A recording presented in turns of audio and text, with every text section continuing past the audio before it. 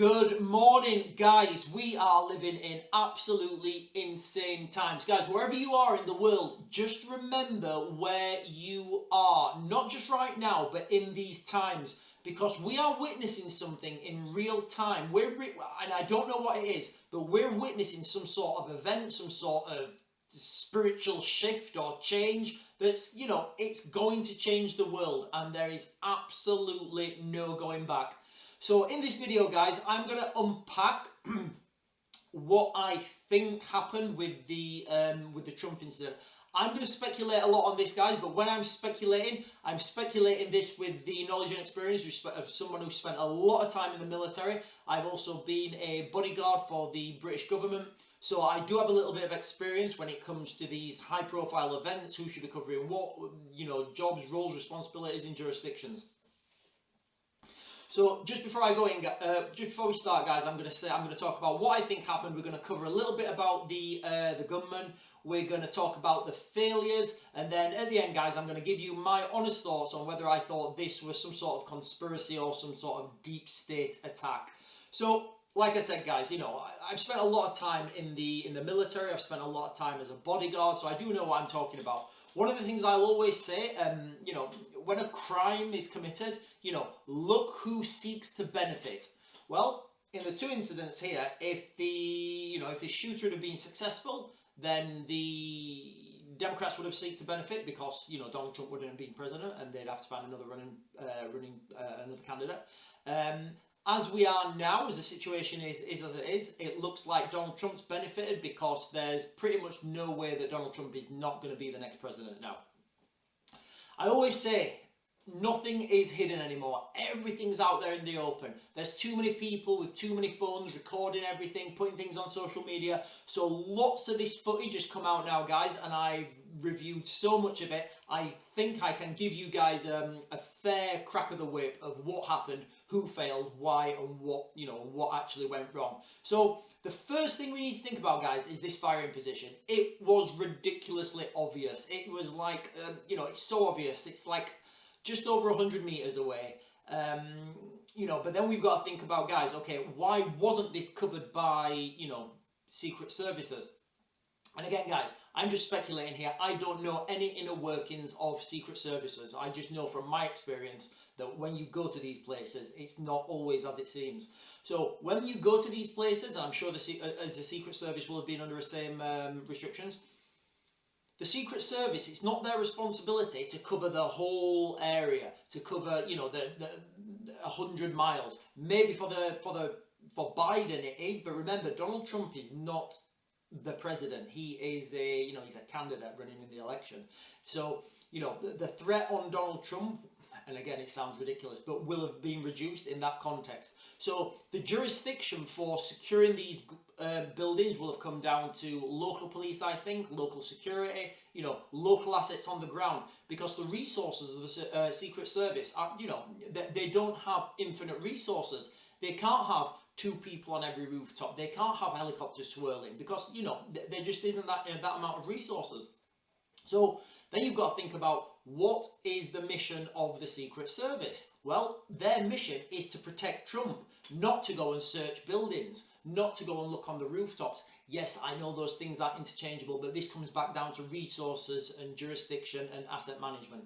So lots of videos have come out now, guys, shouting, of people, showing people shouting things like he's got a rifle, he's got a rifle, he's on the roof, before these shots are fired, Now, there's also reports out that people were telling the police, and and a lot of people are critical, saying that this didn't act quick enough. Well, why didn't the police react? Well, when the police get told of something, first of all, in the British military, it'd be like the 4 C's.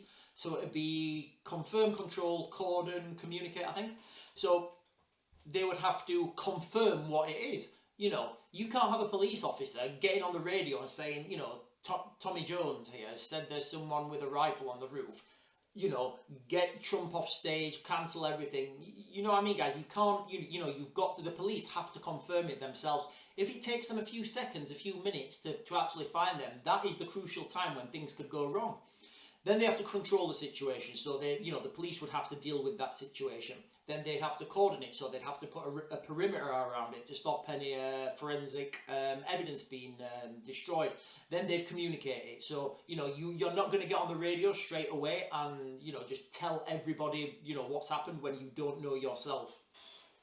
So that's kind of a rough model of the way they should be. The police, I think, would be moving. Now, the police will not be on the same radio net as the Secret Service. It's just not going to happen, guys. It's not workable. You can't have, you know, the police coming on the net going, you know, yeah, Officer 2-1, can you go and tell those people to take their dogs off that swing? It's not, you know what I mean? And then the Secret Service are talking about things that are totally different. So, you know, these things are not working. So I don't really, obviously there were failures, but I see this just as by the time this guy had been seen on the roof, he was shooting, and there really wasn't much time to, you know, there wasn't much time for the police on the ground. There wasn't enough time for them to go through their drills. Now, failures, where were the failures?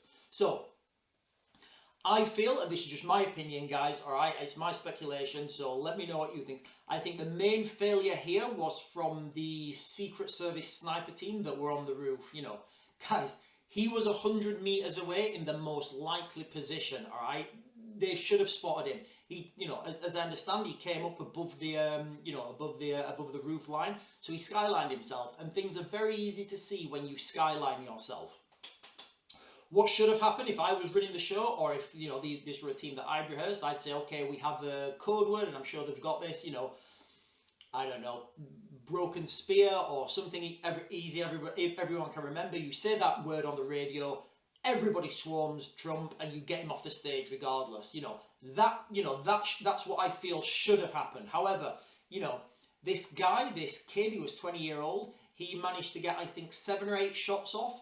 There were shots when, obviously, the shots that missed Donald Trump, they went somewhere, you know, and I'm told there's casualties. So I feel that's where the main failure was, you know. Also, you know, the Secret Service looked very slow to react, to get on stage, to swarm him. But, you know, I wasn't there. I don't know the operational restrictions, so, you know, I'm not really going to comment on that. But the sniper pair, the sniper team on the rooftop, guys, they were 100 meters away. They're the guys who should have, you know, they should have spotted him. Yes, you know, they did spot him, and they you know, the shooter neutralized the threat relatively efficiently with 1 round. But, you know, I feel he should have spotted him beforehand, got on the radio and told him. I don't know what the failures were. I don't know if there's any other circumstances that come into that. I don't know, guys, and time will tell. But that's where I feel the main failure was. So what do we know of the shooter then? It's come out, there's people talking about his name. I don't want to mention his name. I don't want to, you know, I don't want to go into, you know, I don't want to talk about him or his motives yet. I'll probably do another video on that when more information comes out. But let's use Occam's razor principle in the context that normally it's the most easiest, the most likely course of action is the one with less variables. So let's just think about what we know. So at 100 meters, guys, right, for any of you guys who've done any shooting, you shouldn't really be missing at 100 meters with a rifle in the prone position. You know, I don't know how, but he did, you know. So that tells me straight away he's not very well trained. The heat was working against him. Nobody else was mentioning this. He was in, from the pictures I've seen, he was in shorts and t-shirt. So these rooftops, these metal rooftops, guys, they get really, really, really hot. And if you've ever thought or tried laying down on one of these rooftops, it's like laying on a hot pan. So that'll have been really uncomfortable for him to get a firing position. It'll be really uncomfortable for him to, you know, maneuver himself, and especially if he's, you know, someone of limited experience. It's going to make that shot a lot harder for him, which kind of leads into that same, you know, area that I don't think he was, you know, relatively well trained. Now, everybody's talking about conspiracy theories and, you know, all this sort of stuff, and, you know, oh, it was a deep state attack and it was a false flag by the Trump administration.